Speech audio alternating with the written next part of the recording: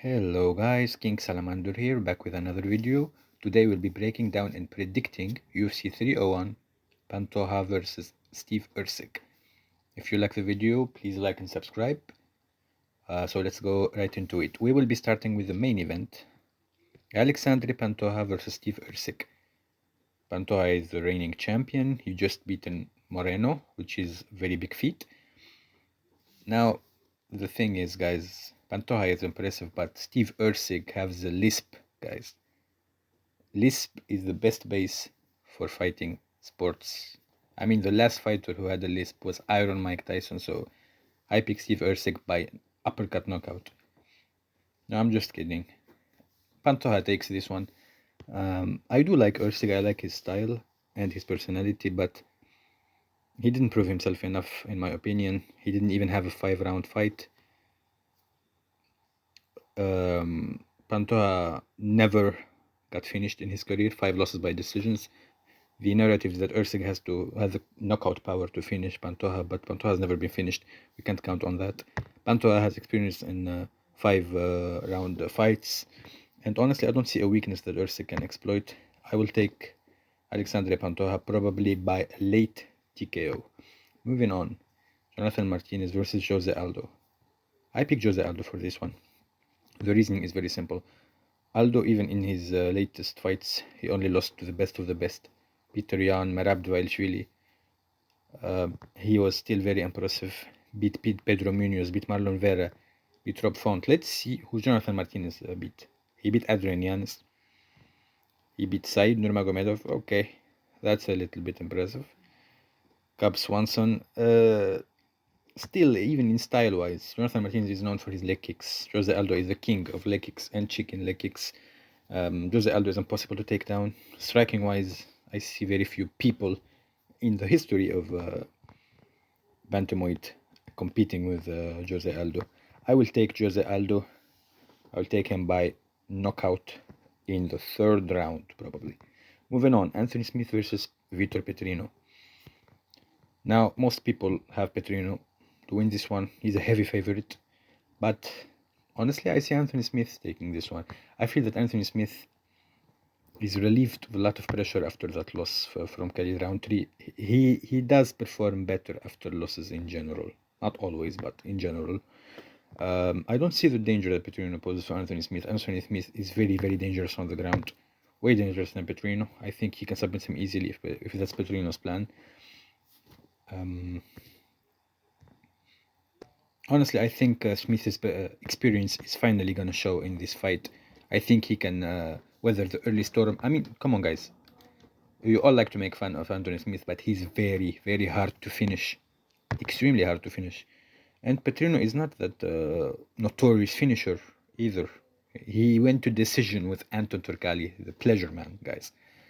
I see Anthony Smith weathering the storm and TKOing, or probably, no, most likely submitting Vitor Petrino. I say in round 2 or late round 3. Moving on. Michel Pereira versus Ihor Potiera. This is an easy one, guys. If you watched the latest Michel Pereira fights, this is a very easy choice. This guy looks unstoppable at middleweight.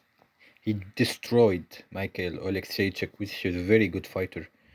Destroyed him, wasn't even competitive. On the other side, and before that, he KO'd Andrei Petrovsky, who was 10-0. And before that, he won against Santiago Zanibe, but that's welterweight. Potiera, on the other hand, not really that much of an impressive resume, to be honest. Lost to Carlos Ulberg. After that, he lost to Rodolfo Bellato. And after that, he won decision against Robert Erceg. Listen, guys, Michel Pereira is a demolishing train in this weight class. Very easy bet. This is the luck of the card for me. Michel Pereira by finish, either knockout or submission. Moving on. Paul Craig versus Caio Borralho. This is a very interesting fight because a lot of people are writing off Paul Craig.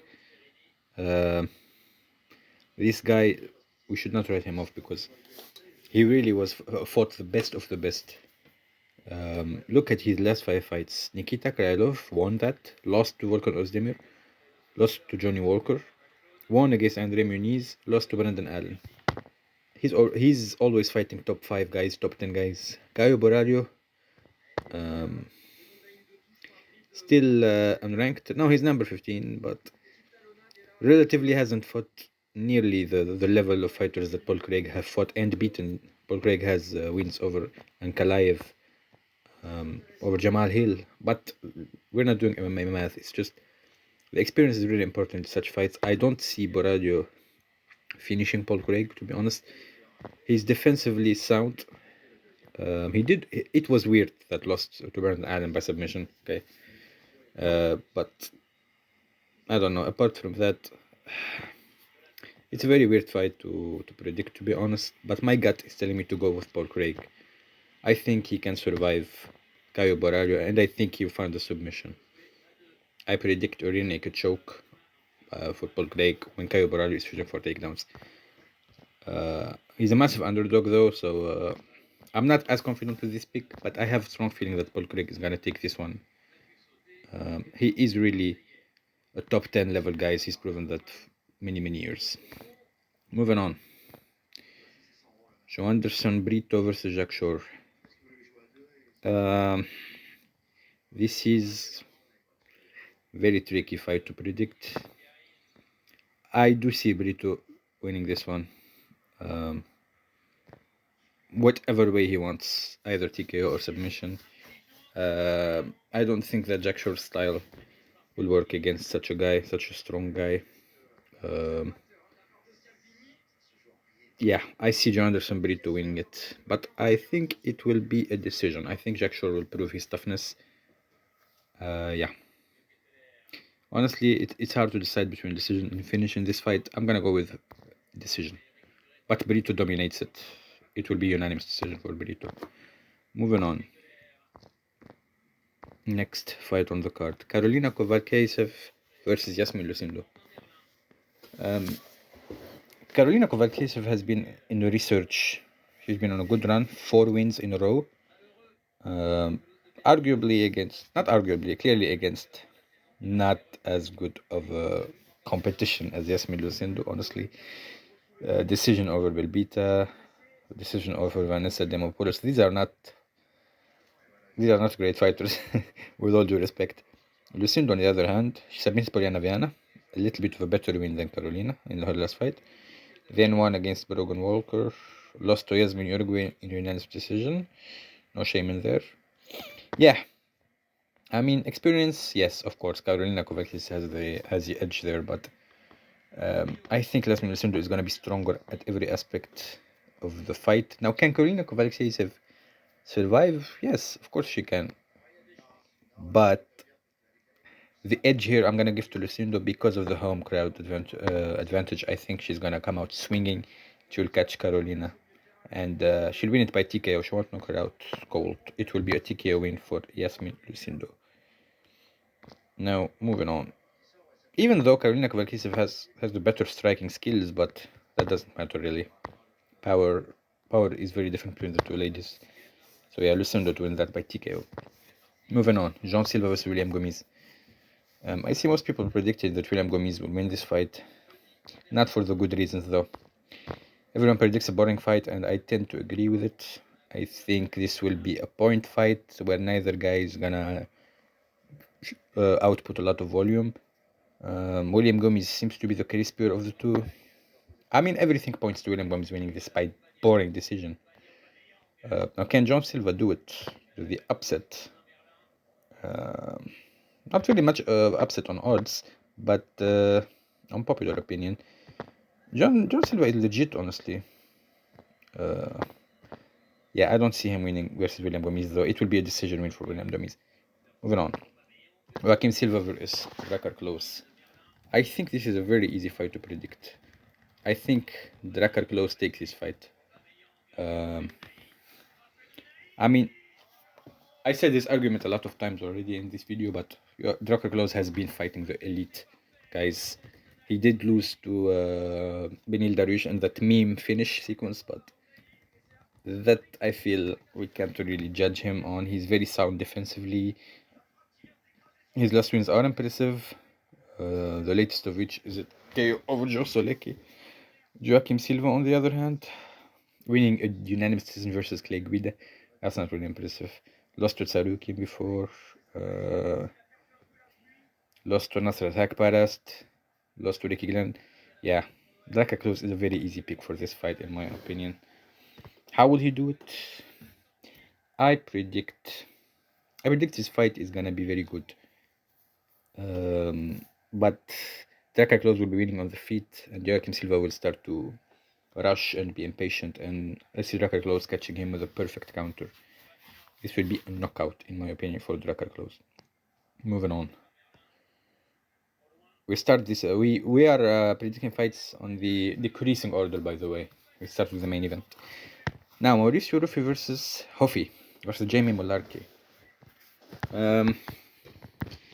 Everything points to Rufy, honestly, on this one. Mullarkey is a 50-50 fighter.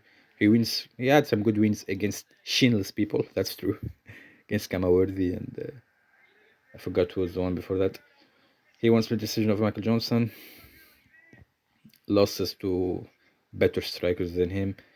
Better fighters than him in general. Mauricio Rufy, good fighter. He didn't prove himself in the UFC yet because it's the first fight. He came here after a win in the Contender Series, but against a very, very good guy in Raymond Magomedov, who was undefeated at the time.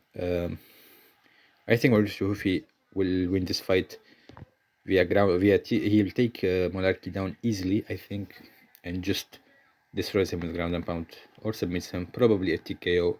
I see it ending in round 1 for Mauricio Rufy. Moving on. Johnny Barbosa versus Ernesta Krikaiti. Yeah, this is two unknown women MMA fighters. Will be very hard to predict. I mean, Krikaiti is undefeated.